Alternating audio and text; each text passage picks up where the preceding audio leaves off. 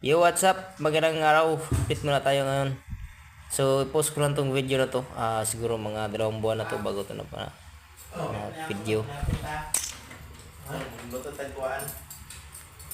So, from Digos to Padada yung tinakbo natin, no? Siguro shoutout sa mga taga Digos dyan. At sa mga taga Padada.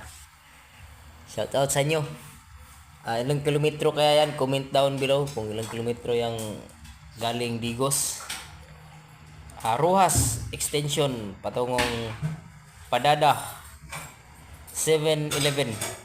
So, tinakbo natin yan ng walang tigil. Tsaka, nakakumbat tayo dyan para iwas ngala yung paa.